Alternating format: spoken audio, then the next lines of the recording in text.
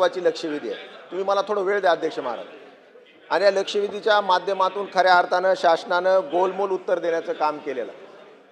ज्या योजना बंद झालेल्या आहेत, PM कुसुम घटक ब योजना ही बंद झालेली, त्या योजनेची संपूर्ण माहिती दिलेली. अध्यक्ष महाराज, माझा मंत्री महोदय मॅडमला एवढाच प्रश्न आहे, स्पेसिफिक माझे 3च प्रश्न आहेत या निमित्तानं, की मागेल त्याला सौर ऊर्जा देण्याचं जे धोरण आपण अवलंबलेलं आहे, यामध्ये परभणी जिल्ह्यामध्ये जवळपास 25,942 शेतकऱ्यांनी 6 महिन्यापूर्वी पैसे भरले आणि त्यामध्ये फक्त आत्तापर्यंत 6,521 लोकांना सौर ऊर्जाचं पंप देण्याचं काम झालेलं आहे. अध्यक्ष महाराज, ज्या लोकांनी 6 महिन्यापूर्वी पैसे भरलेले आहेत त्याला मागेल त्याला आपण सौर ऊर्जा देण्याची घोषणा केली, पण उरलेल्या लोकांना मंत्री महोदयानं उत्तरामध्ये दिले की 16,000 लोकांची निवड झालेली आहे आणि 9,000 लोकांची अजून स्क्रुटनी झालेली नाही. अध्यक्ष महाराज, मग या लोकांची काय चूक आहे? तुमच्याकडे जर स्टाफ नसेल, कर्मचारी नसेल, तर या शेतकऱ्यांची चूक आहे का? आणि तुम्ही मागेल त्याला सौर ऊर्जा पंप देतो म्हणता आणि त्यामुळे कोटेशन बंद झालेले आहेत. 6 महिन्यापासून ज्यांचं पीक त्यामुळे नुकसान झालेलं आहे त्या पिकाचं तुम्ही भरपाई देणार का? 6 महिन्यापासून तुम्ही त्यांचा निधी पैसे बरोबर ठेवलेले आहेत, ते पैशाचं तुम्ही व्याज देणार का? आणि या लोकांना किती दिवसामध्ये तुम्ही सौर ऊर्जा देणार? हा माझा पहिला प्रश्न. अध्यक्ष महाराज, दुसरा प्रश्न, माझ्या मतदारसंघामध्ये किंवा आमच्या परभणी जिल्ह्यामध्ये जवळपास 854 गाव आहेत. अध्यक्ष महाराज, आणि त्यामध्ये फक्त लाईन स्टाफ किती आहे आमच्याकडं? फक्त 539 गावाला लाईन स्टाफ आहे. म्हणजे जे लाईनमन असतात, जे लाईन स्टाफ आहेत, ते नसल्यामुळे ही प्रक्रिया पुढं चालतच नाही. अध्यक्ष महाराज, म्हणून हे लाईन स्टाफ आपण किती दिवसामध्ये भरणार? आणि परभणीमधला दुसरा प्रश्न आहे की 2010 साली जवळपास 11 युनिट अध्यक्ष महाराज ॲबॉलिश झालेले आहेत. म्हणजे आपण पुढे जातोय. आता लोकसंख्या वाढती आहे, मोठ्या प्रमाणावर सिंचनाचे प्रकल्प आलेले आहेत, त्यामुळे ॲबॉलिश झालेले 11 युनिट आपण त्यामध्ये पुनर्जीवित करणार का? किती दिवसात हे 11 युनिट आपण परत परभणीसाठी आणणार? हा माझा दुसरा प्रश्न. अध्यक्ष महाराज, या लक्षवेधीच्या माध्यमातून मला आपल्याला एवढंच सांगायचं आहे की शेतकऱ्यावर किती अन्याय होतोय. 6 महिन्यापासून पैसे आम्ही भरलेले आहेत, त्याचं व्याज शासन देणार का? आणि जे नुकसान झाले, तुम्ही सौर ऊर्जाचा पंप देतो म्हणून त्यांना कोटेशन भरायचं पावर नाही, त्यांना कोटेशन भरायचा सुद्धा अधिकार नाही. प्रश्न घ्या. 2 वर्ष आता पाटील साहेब प्रश्न घ्या. अध्यक्ष महाराज, जाऊ दे, बसतोच मी खाली. प्रश्न घ्या ना. प्रश्न विचारतो अध्यक्ष महाराज. अध्यक्ष महाराज, मला सांगा, तुम्ही 6 महिन्यापासून जर माझे कोणाकडे पैसे असतील तर मला व्याज मिळालं पाहिजे का नाही? तोच प्रश्न मांडा आपण. मला त्याची नुकसान भरपाई मिळाली पाहिजे का नाही? आपण किती दिवसामध्ये या लोकांना पंप देणार? यांचं झालेलं नुकसान भरून काढणार का? यांना व्याज आपण देणार का? आणि जे 11 युनिट आमच्या परभणीमधले गेलेले ते 11 युनिट आपण आणणार का? माझा दुसरा अत्यंत महत्त्वाचा प्रश्न. अध्यक्ष महाराज, आमच्या परभणी जिल्ह्यामध्ये, परभणी शहरामध्ये पॉवर ट्रान्सफॉर्मर फेल झाला होता. अध्यक्ष महाराज, गेल्या 2 महिन्यापासून ते फेल आहे. अध्यक्ष महाराज, 2 महिन्यापासून. आणि जवळपास त्याच्यावर मला वाटतं 4 युनिट असे आहेत की तिथं जवळपास 100 ट्रान्सफॉर्मर त्याच्यावर आहेत. मग अशा पॉवर युनिट परभणीमध्ये जिल्ह्यामध्ये मला वाटतं की 12-13 असतील. मग यांना स्टँड बाय एक सुद्धा दुसरं पॉवर युनिट नाही, ते दुरुस्तीला गेले म्हणून 2 महिन्यापासून पॉवर युनिट आमच्या परभणीला आहे. अध्यक्ष महाराज, मग एखाद्या वेळेस जर आपल्याला 1 दिवस लाईट नसेल तर कसं आपण जगू शकता का?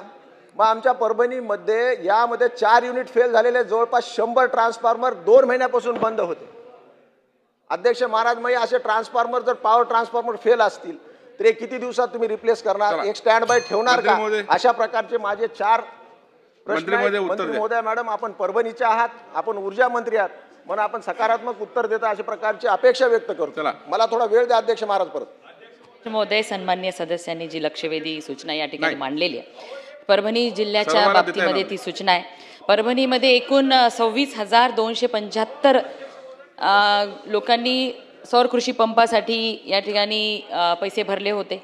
त्यापैकी आतापर्यंत 15,772 लोकांनी कुठल्या एजन्सीच्या द्वारे त्यांना ते सोलार पंप लावायचे ते सिलेक्शन केलेले आहे आणि त्यातली 9,961 लोकांचे पंप लागले गेलेले आहेत. अध्यक्ष महोदय, सन्मान्य सदस्यांचा प्रश्न आहे की 6 महिन्यापासून अनेक लोकांनी पैसे भरलेले आहेत आणि तरीसुद्धा पंप त्यांचे अस्थापित झालेले नाहीत. मला सांगायचं आहे की 818 हे एवढे कृषी पंप धारक आहेत ज्यांनी पैसे भरून 6 महिने झालेले आहेत आणि त्यांचे अजून पंप लागलेले नाही. ते आपण अल्पेक्स कंपनीनी ह्या 818 लोकांना पंप बसवण्याचं त्यांना टार्गेट दिलेलं आहे, पण त्यांनी अजून ते टार्गेट पूर्ण केलेलं नाही. त्यामुळे 10% पर पंप प्रमाणे त्या कंपनीकडून वसुली केल्या जात आहे अध्यक्ष महोदय. आणि ह्या माहिती घेतली असता ह्या सगळ्या 818 जे काही ॲपेक्स कंपनीकडून पंप लावणं अपेक्षित होतं त्यांच्या शेतावरती त्या पंपाचं सगळं साहित्य त्या ठिकाणी गेलेलं आहे. जुलै एंडपर्यंत ह्या सगळ्या 818 लोकांना पंप त्या ठिकाणी लावून मिळतील.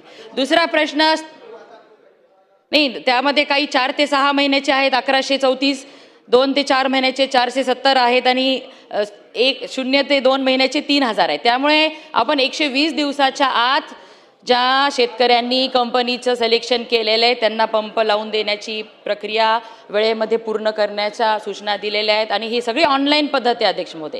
आणि जी कंपनी वेळेवर त्या ग्राहकांना ज्यांनी पैसे भरले लावून देत नाही त्यांच्यावर तशा पद्धतीने दंड आकारला जातो. अध्यक्ष महोदय, यापूर्वी 3-3, 4-4 वर्ष कोटेशनचे पैसे शेतकरी भरायचे पण त्यांना कोटेशन दिल्या जायचे नाही. पण आता आपण 120 दिवसाच्या आत त्यांनी सोलार पंपासाठी पैसे भरल्यानंतर कनेक्शन देतोय.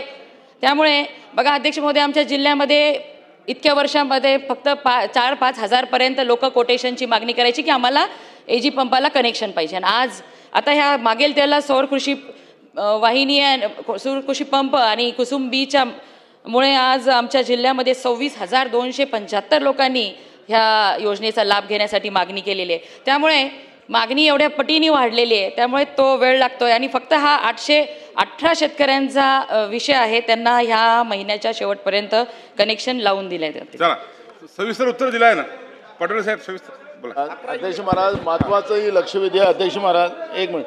बरं, लक्ष ठीक आहे, त्यांच्या तुम्हाला संधी देतो, बसा खाली. अध्यक्ष महाराज, ही महत्वाची लक्षवेधी आहे. आणि उत्तर झालं का मंत्री महोदय? पूर्ण मंत्री महोदय अध्यक्ष महोदय, सन्मान्य सदस्यांचा प्रश्न होता की 11 आमचे जे ब्रँच सेक्शन ऑफिसेस ॲबॉलिश झाले होते ते सुद्धा आपण लवकरात लवकर त्या ठिकाणी स्थापित करू. हो नक्कीच. आणि जे काही आपण परभणी शहराच्या खंडित वीज पुरवठ्याच्या बद्दल सांगितलं त्यासाठी सुद्धा आपण ॲडिशनल त्या ठिकाणी सबस्टेशनची योजना केलेली आहे. आणि लवकरच तो सुद्धा विषय आपण RDSSच्या अंतर्गत सगळं मॉडर्नायझेशन करत आहेत. आणि त्यामुळे तुम्ही जसं सांगितलं लोकांच्या अपेक्षा पण वाढलेल्या आहेत. ऊर्जा राज्यमंत्री आपल्या जिल्ह्याचे असल्यामुळे त्यामुळे ह्या सगळ्या उपाययोजना आपल्या लोकांना खंडित वीजचा त्रास होऊ नये म्हणून आपण वॉर फुटिंगवर ह्या सगळ्या उपाययोजना करत आहोत. अध्यक्ष महाराज, फार महत्वाची लक्षवेधी आहे अध्यक्ष महाराज. आणि तुम्ही पण याचा रोज त्रास आपण भोगतोय. अध्यक्ष महाराज, हे शासन फक्त घोषणाच करते. आपल्याला माहितीसाठी सांगतो अध्यक्ष महाराज, 2020 पासून आपण आता 2025 मध्ये आहोत. या बाबा काय पाटील साहेब कसं करताय? 2020 प्रत्येक कसं बोलतो महाराज? अध्यक्षांनी टाइम पिरियड दिलेला आहे, 1 तासामध्ये लक्षवेधी संपवायचे आहे. मला 1 तासाचं नियोजन करायचं आहे, सहकार्य करा. शेती पंपाचे कनेक्शन, आपले विद्युत पंपाचे कनेक्शनचे पैसे भरले. अध्यक्ष महाराज यांनी आता काय केलं, त्यांना सांगितलं की तुमचे पैसे वापस घेऊन टाका.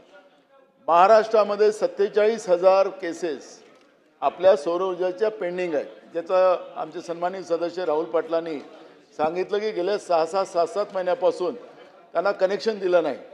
अध्यक्ष महाराज, शेतकऱ्यांचं किती नुकसान झालं. शेतकऱ्याचा मायबाप कोणी आहे की नाही आहे?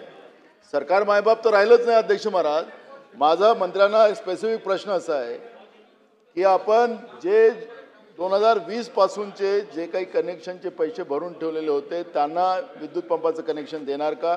पैसे वापस, काही शेतकरी पैसेच घ्यायला तयार नाही, जबरदस्ती आपण पैसे द्यायला निघालेले आहेत. आणि सौर ऊर्जाचे तुम्ही काय केलं, आता तुम्ही कंपन्या प्रत्येक जिल्ह्याला आता दिल्या की बाबा ह्याच कंपन्याचं तुम्हाला घ्यावं लागणार. का चॉईस नाही ठेवायचा? कुठली कंपनीचं त्याला की सौर ऊर्जाचा पंप घ्यायचा असेल तर त्याला चॉईस का नाही? आणि गेले 7 महिन्यापासून तुम्ही कनेक्शन दिले नाहीत. तुमच्या त्या कंपन्यावाल्यांचं काय पळालेत ते कंपन्यावाले, तर त्याचा जबाबदार कोण आहे? तुम्हीच कंपन्या दिलात. मग कंपन्या दिल्या तर त्यांच्याकडून काम करून घेणं तुमची जबाबदारी होती. मग शेतकऱ्यांचं नुकसान झालं, त्याची नुकसानची भरपाई देणार का तुम्ही? व्याज वगैरे तर जाऊ द्या, शेतकऱ्याला तर लुटायचंच काम चालू आहे सरकारचं. पण तुम्ही ज्या कंपन्याला काम दिलं आणि जे शेतकऱ्यांचं पिकाचं नुकसान झालं त्या नुकसान भरपाई आपण देणार का? आणि 2020-21 पासून ज्या लोकांनी विद्युत पंपाच्या कनेक्शनचे पैसे भरलेले आहेत, पैसे वापस न देता त्यांना कनेक्शन विद्युत पंपाचं देणार का?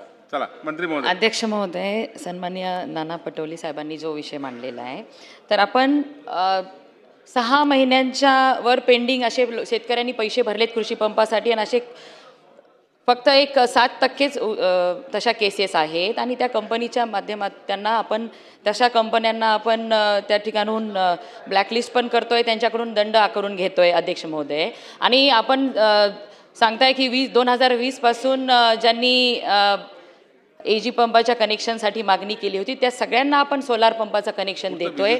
आणि वेळोवेळी जर पाण्याअभावी त्यांची शेती किंवा पिकाचं नुकसान झालं असेल तर सरकारने, महायुती सरकारने वेगवेगळ्या माध्यमातून शेतकऱ्याचं त्या ठिकाणी सहकार्य केलेलंच आहे अध्यक्ष महोदय. आणि ज्या शेतकऱ्यांना की जिथे सोलार पंपानी होत नाही आणि तिथे त्यांना आपलं एजी कनेक्शन लागतं त्या ठिकाणी सुद्धा एकदमच समजा कठीण आहे त्यांची समस्या आणि तिथे आपल्याला सोलार चालणारच नाही, तर तशासाठी सुद्धा काही नवीन धोरण आणण्याचा विचाराधीन आहे. ते आल्यानंतर आपल्याला सांगा. शेवटचा प्रश्न महाराज, नाही शेवटचा प्रश्न. मंत्री महोदयांना माझी एवढीच त्याची विनंती लक्षवेधी आहे ना की आमच्या परभणीचा प्रश्न आहे. मंत्री महोदयांना एवढंच माझी विनंती आहे की आपण लाईन स्टाफच्या आमच्या परभणीमध्ये जवळपास 854 गाव असताना अर्ध सुद्धा लाईन स्टाफ नाही. आता त्या गावामध्ये लाईनमध्ये नसेल तर तुमचं इन्स्पेक्शन कसं होणार, तुमच्या फॉर्मची स्क्रुटनी कशी होणार? आज मग 9000 असे फॉर्म पेंडिंग आहेत. तर अध्यक्ष महाराज, मंत्री महोदयाला माझी स्पेसिफिक एवढाच प्रश्न आहे, हे जे एवढे पेंडिंग आहेत सगळे आमचे, समजा 25,000पैकी 8,000 आपण बसवले, बाकी किती दिवसामध्ये सोलार पंप देणार? आणि अध्यक्ष महाराज, दुसरा माझा प्रश्न आहे की आमच्या इथं म्हणजे 1972 नंतर कसल्या प्रकारची वाढ झालेली नाही, म्हणून आमच्या इथे जिथं आता सिंचनाचा टक्का वाढलेला आहे, पॉप्युलेशन वाढलेलं आहे, लोकसंख्या वाढलेली आहे, म्हणून आपण ट्रान्सफॉर्मर दुप्पट करणार का संपूर्ण गावामध्ये आणि परभणी जिल्ह्यामध्ये, आणि विजेची व्यवस्था वाढवणार का? हे 2 प्रश्न आहेत. उत्तर घ्या. अध्यक्ष महोदय, त्या स्टाफच्या संदर्भात सुद्धा आपण आता भरती करत आहोत, त्यामुळे तो स्टाफचा सुद्धा रिक्त पदांचा प्रश्न सुटेल आणि राहिलेल्या ज्यांनी पैसे भरलेले आहेत, पेंडिंग आहेत, त्यांचे सुद्धा ऑगस्ट महिन्यापर्यंत प्रत्येकाचे पंप त्या ठिकाणी स्थापित केल्या जातील. आणि जिल्ह्याच्या दृष्टीने सुद्धा RDSS योजनेमधून आणखीन स्ट्रेंथनिंग करण्यासाठी आपण उपाययोजना केलेल्या आहेत, त्यानुसार काम होईल. तर लक्षवेधी क्रमांक पुढे नाही ना साहेब, आले ना सर्व उत्तर आले. पॉइंटेडच विचारतो, फार काही हे नाही. खरं म्हणजे हा फार नानाभाऊंनी सांगितल्याप्रमाणे हा गंभीर विषय आहे. हा सौर पंपाचा जो विषय आहे शेतकऱ्यांना उद्ध्वस्त करताय. उद्ध्वस्त तुम्हाला सांगतो, हे कशामुळे योजना आणली, कुणासाठी आणली अध्यक्ष महोदय? काही त्यांच्या पिकाचं सगळ्यात नुकसान कशामुळे होतं? याच्यामुळे होतं. काही भागामध्ये ठीक आहे, तिकडे थोडा वीज कमी लागत असेल.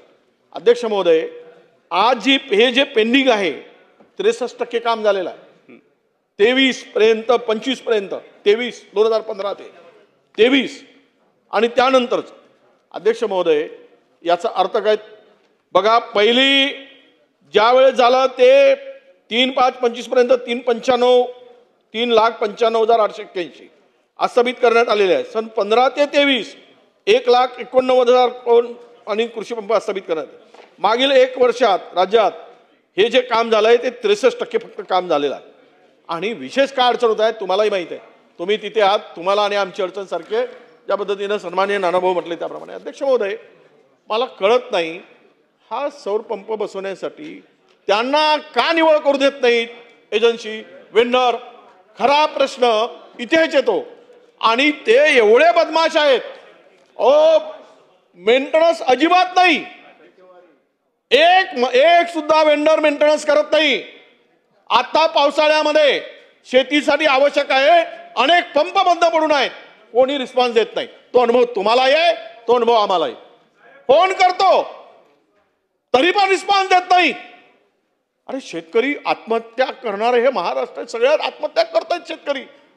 आत्महत्या करण्याचा हब झाल्यासारखी महाराष्ट्रामध्ये स्थिती आहे. म्हणून माझी विनंती आता तुम्हाला एवढी आहे की सरकार धोरण जे नवीन आणू पाहत आहे, मागितलं त्यांनी जिथे सौर पंप मागत असतील तिथे सौर पंप द्या, जिथे वीज पंप मागत असतील तिथे वीज पंप द्या. मागणीप्रमाणे शेतकऱ्याला लादणारे तुम्ही कोण? तुमचा काय अधिकार आहे शेतकऱ्याला जबरदस्ती करणारे? शेतकरी जर म्हणत असतील सौर पंप पाहिजे तर सौर पंप द्या, शेतकरी म्हणतील कृषी पंप पाहिजे, आपल्या वीज पंप पाहिजे तो द्या. तर म्हणून हे धोरण किती दिवसात सरकार आणणार आहे आणि शेतकऱ्यांच्या इच्छेप्रमाणे मागणीप्रमाणे हे धोरण अंमलात आणणार आहे का? चला मंत्री महोदय, आपल्या सर्वांची नेहमीच मागणी असते की शेतकऱ्यांना दिवसा वीज द्यायची आणि म्हणून शेतकऱ्यांना दिवसा वीज मिळावी म्हणून हे सोलार पंप. अध्यक्ष महोदय, सोलार पंपाची ही योजना आणली आणि ही इतकी यशस्वी योजना झाली आहे अध्यक्ष महोदय की आत्तापर्यंत आपल्या कुसुम बी योजनेअंतर्गत देशामध्ये 4,56,000 सोलार पंप लागले. आपल्या महाराष्ट्रात 2,86,000च्या वरती लागलेले आहेत आणि दिवसेंदिवस शेतकरी ह्या योजनेसाठी मागणी सुद्धा करताय, समाधान व्यक्त करताय. कारण की अध्यक्ष महोदय माझ्याकडे आकडेवारी आहे, सप्टेंबर 2024 मध्ये केवळ 5 शेतकऱ्यांनी मागेल त्याला सौर कृषी पंप योजनेसाठी अप्लाय केलं होतं. ऑक्टोबरमध्ये 735 आणि अध्यक्ष महोदय डिसेंबरमध्ये 1,15,000च्या वरती शेतकऱ्यांनी मागणी केलेली आहे. ही दिवसेंदिवस वाढत आहे. म्हणजे ही योजना किती चांगली आणि ह्या सोलार पंपांचा फायदा शेतकऱ्यांना किती चांगला होतोय. त्यामुळे शेतकरी ह्या योजनेचा लाभ घेत आहे. आणि जे आपण सांगताय की कंपन्यांची सक्ती का केलेली ते त्या 42 कंपन्या ज्या आपण एम्पॅनल केलेल्या आहेत त्या दर्जेदार सप्लाय करतील अशाच पद्धतीच्या नॉर्म्सप्रमाणे त्यांना टेंडर करून त्यांना त्या ठिकाणी आपण एम्पॅनल केलेलं आहे. DCR कंपोनंट त्यांनी फॉलो करणं गरजेचं असतं. हे सगळे कंपोनंट ते कंपन्या फॉलो करतात आणि दर्जेदार असे सोलार पंप त्या ठिकाणी लावले जातात. अध्यक्ष महोदय, चला लक्षवेधी क्रमांक